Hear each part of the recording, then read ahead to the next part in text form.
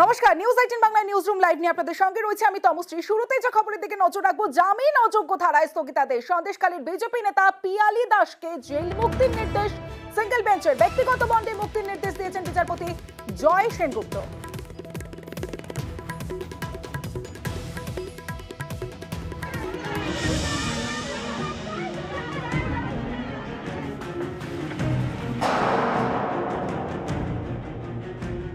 ধর্ষণের মিথ্যে নালিশ করানোর অভিযোগ রয়েছে তার বিরুদ্ধে।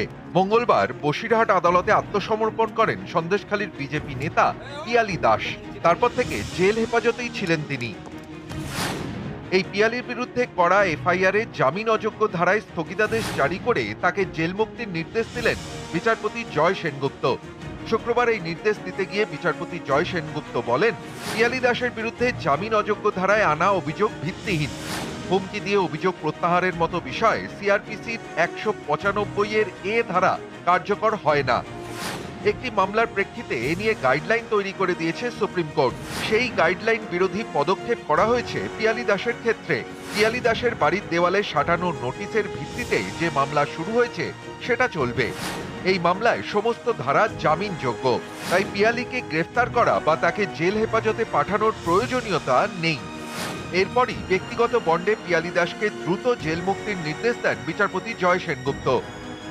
হাইকোর্ট নিজের আর্টিকেল 226 এর পাওয়ারটা ইউজ করে এই পার্টিকুলার প্রেয়ারটাকে কোশ করে আর সঙ্গে সঙ্গে বলে ওনাকে রিলিজ করে দেওয়ার জন্য। আর এটাও বলে যে লন্ডন ম্যাজিস্ট্রেটকে সুপ্রিম কোর্ট আর এই হাইকোর্টের ডিসিশনসগুলোকে কনসিয়াসলি জানানো উচিত ছিল before passing an order of custody or remand. ভোটের বাজারে সন্দেশখালী নিয়ে একের পর এক ভিডিও সামনে এসেছে। প্রথমে ভাইরাল ভিডিওয় বিজেপি নেতা গঙ্গাধর কয়ালকে দাবি করতে দেখা যায় যে সন্দেশখালীতে নারী নির্যাতনের অভিযোগ সাজানো। তারপর প্রকাশ্যে আসেন আরও এক অভিযোগকারী, যিনি ক্যামেরার সামনে দাবি করেন ধর্ষণের কোনো অভিযোগ ছিলই না, ছিল কাজ করিয়ে টাকা না দেওয়ার অভিযোগ। কিন্তু ভুল বুঝিয়ে ধর্ষণের অভিযোগপত্রে সই করান বিজেপির পিয়ালি দাস।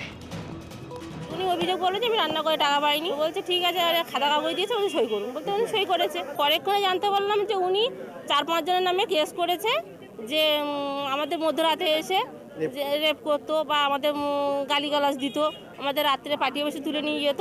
এটা জানতে পারলাম। সেটা আমাদের মধ্যে কোনো কিছুই হয়নি বা আমাদের তো ঘটেইনি। সেটা মিথ্যে অভিযোগ করে এটা আমাদের সাজানো হয়েছে। হ্যাঁ, আমার শাশুড়ি আর আমি করে দিয়েছি। মিতার দায়ের করা অভিযোগের ভিত্তিতে এফআইআর দায়ের করে সন্দেশখালী থানার পুলিশ। পিয়ালি দাসকে তলব করা হয়। তার বাড়িতে নোটিশও সাঁটায় পুলিশ। চাপে পড়ে সুপ্রিম কোর্টে যান পদ্মনেতা পিয়ালি, কিন্তু সেখানেও স্বস্তি মেলেনি। শেষমেশ বসিরহাট আদালতে মঙ্গলবার আত্মসমর্পণ করেন, কিন্তু তাকে হেফাজতে চায়নি পুলিশ। পিয়ালির জেল হেফাজত হয়। পরে পিয়ালির বিরুদ্ধে করা এফআইআরে জামিন অযোগ্য ধারা যুক্ত করে পুলিশ। এই ধারা প্রয়োগেই স্থগিতাদেশ দিল কলকাতা হাইকোর্ট। একই সঙ্গে দিল পিয়ালির জেল মুক্তির নির্দেশ। 18 জুন ফের এই মামলার শুনানি। নিউজ 18 বাংলা।